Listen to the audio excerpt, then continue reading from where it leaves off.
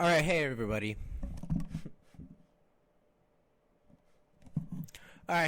So today we're going to talk about this article that I haven't read, but the title does sound extremely interesting. It is entitled, Why Socialist Countries Take the Lead in Fighting COVID-19. This is a slightly edited version of a talk given during the What Road to Socialism webinar held by Workers' World Party on May 16th. Oh, how interesting. Alright, so let's start. The coronavirus crisis has made it clear that society is run by workers. Interesting. It definitely has. Our party is called Workers' World Party precisely. Jeez, man. Too much smoke today. Precisely because those who produce the wealth of society and make sure everybody's fed, housed, and clothed are exploited and oppressed by capitalism. They are exploited for profit and oppressed by racism, sexism, and anti-LGBTQ2+, bigotry. The same capitalism that makes our lives hell keeps the rest of the planet poor as well. That is true. They always say socialist countries, it means equal poverty. You know what? In capitalism, there's unequal poverty.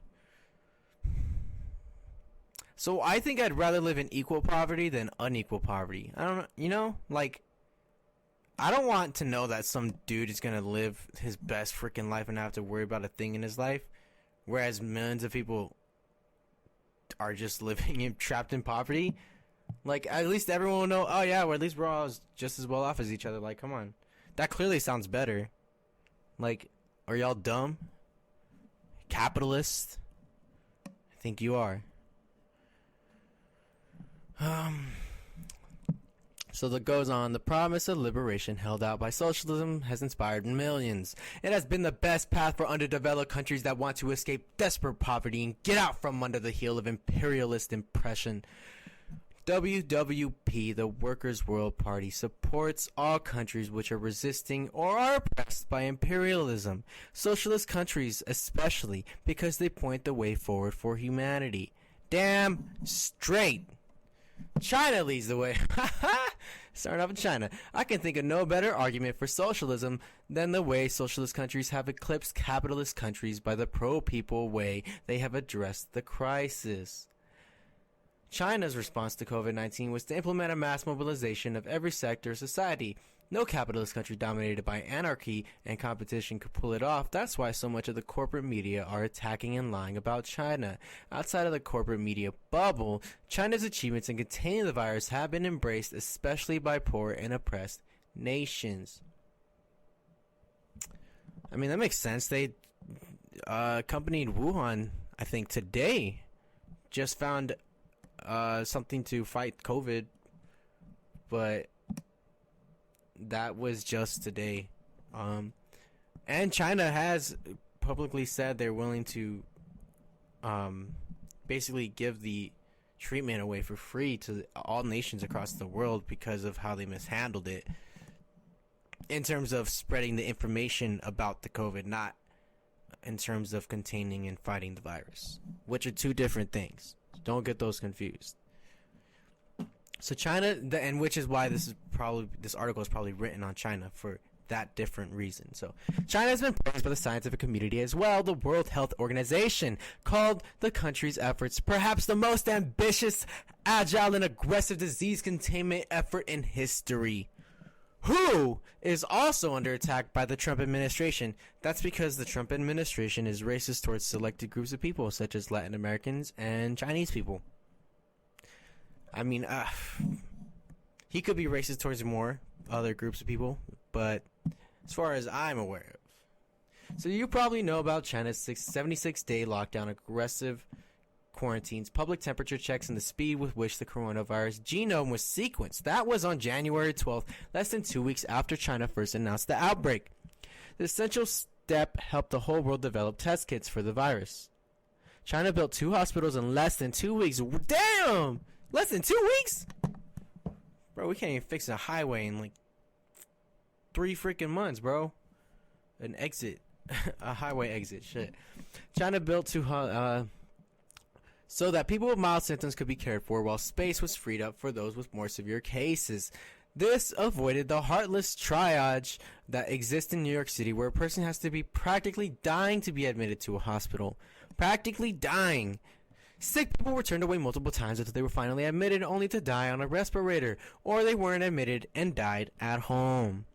That is the American healthcare system. We don't care for anybody. Less known about China are the details of the government's mobilization. Thousands of military doctors and nurses were sent to Wuhan, the epicenter of the pandemic.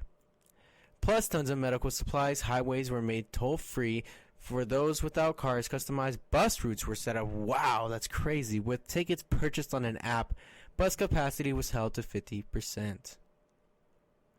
Restaurants installed pulley systems to maintain employee customer distance. Wow, we can't even have that ish in our country, bro. We can't have none of this. No fixed bus routes for doctors. No freaking pulley systems so we don't have to interact with other people when we get our food and ish. So neighborhood committee members went door to door to help residents, especially older people, with shopping and medical supplies. And that type of stuff right there, you don't see our government doing that. Those are like the local grassroots that does this type of stuff in America, not the government. But look, the Chinese government is doing this. Can you believe that? Of course you can't, because you're capitalist. Nah, just kidding. You're probably not a capitalist if you're watching this. So Venezuela suspends rent. The house-to-house approach was also used in other countries struggling to build people's power. Venezuela's death toll, which has been much lower than in neighboring Colombia, Brazil, and Ecuador, and in most other countries, was kept low by an online survey. People reported online when they had symptoms, and a doctor, often from Cuba, showed up at their house. Oh my God. And y'all always say, Cuba's trash, they're living in the past. Oh my God, they're all living in poverty. Oh man, it's just so awful there. You know what? They have the most doctors in the world in one concentrated country. And probably lawyers too, because the Cuban Revolution, the women of the Cuban Revolution increased literacy rates by literally 1,000%.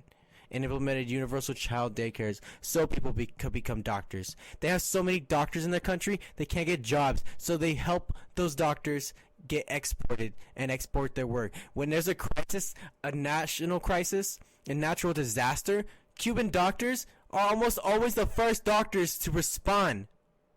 So long as they're in the Western Hemisphere, obviously, because they're that close. Yet, no, they're stupid and their country sucks and they're all poor. They just developed a vaccine for lung cancer, bro. So y'all need to knock it off with that slandering Cuban and all that ish. Sure, there's some bad stuff about it, but like, dude, come on. They clearly did some stuff right. And this U.S. imperialist antagonism is definitely probably what made Fidel Castro progressively worse. So Venezuela's nationwide quarantine included a 6-month suspension of all rents and interest payments and 6 months payment of wages by all small and mid-sized companies. The government banned layoffs and paid special bonuses. Bro, I didn't even get that $1,200 check because this is my last year as being claimed as a dependent by my parents. My last year. And you know how many other young people got screwed in America? Millions. It's pretty obvious. Millions. And look, Venezuela's socialist and everyone's equally poor. Well, you know what? We don't get none of this help from our government. We the poor ones, bro. We are the third world country. Not Venezuela. We are the third world country. Oh, would you look at that? Cuba. Right next on the list. Medical solidarity. In Cuba, doctors also went door to door and reduced new coronavirus cases to fewer than 20 a day, down from 50 a day in April. Before this crisis, Cuba already had the world's highest ratio of doctors to population, with high life expectancy and low infant mortality rates. Wow. Wow. I just said that. They have the most doctors. As it always does, Socialist Cuba exported its doctors and nurses to other countries in the Caribbean, South America, Africa, and Europe, including hard-hit Italy. Wow, they even exported doctors after the crisis. So it's just like they're exporting doctors before the crisis, and now they're exporting more doctors after the crisis. And look, Cuban doctors are responsible probably for reducing the spread of this virus and the mortality rates across the globe. Yet they're the evil people. Those are the evil people. You know what? They are not evil, bro. Or at least they're not as evil as the United States. Give me a break. Vietnam, no fatalities. The socialist government of Vietnam distributed big bags of free food. You know what that reminds me? Our government made an investment in a crap ton of body bags, bro. They wasting money on body bags and helping the people. And Cuba is here helping the people all around the world. That's evil, bro. Preparing for the worst without doing anything to prevent the worst from happening. Sorry. So the socialist government of Vietnam distributed big bags of free food in quarantine areas to help reduce panic buying and guarantee the salaries of workers who needed to stay home in April, May, and June. As of today, there were still no deaths in Vietnam, a country of 90 million people with 1% of the gross domestic product of the U.S. These exemplary public health approaches take place in most of these countries, which face the hardships of Washington-imposed sanctions and constant war threats. Oh yeah, I forgot about that. We're constantly threatening war if we don't get what we want. We're constantly threatening regime change if we don't get what we want. We're constantly threatening further stronger economic sanctions if we don't get what we want. Now tell me now again how America is not evil. WW Workers' World supports these countries 100%, yet takes an independent approach in analyzing them. In China, as well as in some other countries, a socialist economic base exists side by side with capitalist exploitation. We see that as a danger, but in the struggle between these two forces in the COVID-19 crisis, the dominant force was the Chinese Communist Party, which led a rational, planned response. With a socialist base, crucial decisions are not determined by the needs of finance capital. Under capitalism, it's the billionaire class that is demanding the reopening of the economy, as well as all their sheep who think they can one day be rich, but they aren't. They're just inconvenienced, ignorant pieces of unempathetic dog trash. Which, under capitalism, is a billionaire class that is demanding the reopening of the economy, which will probably set off a second wave of infection, no doubt about it. Business owners want profits and don't want to be beaten by their capitalist competitors. This report began by saying that Workers' World is named for those who are exploited by capitalism. It's also named for those who will overthrow capitalism. Build a workers' world. Alright. So, this is actually a good news outlet. I actually enjoy reading them a lot. So, yeah, if you are interested in foreign policy, foreign countries, the state of these oppressed countries who are victims of U.S. imperialism, then check out Workers' World, especially on Facebook. But yeah, America's evil.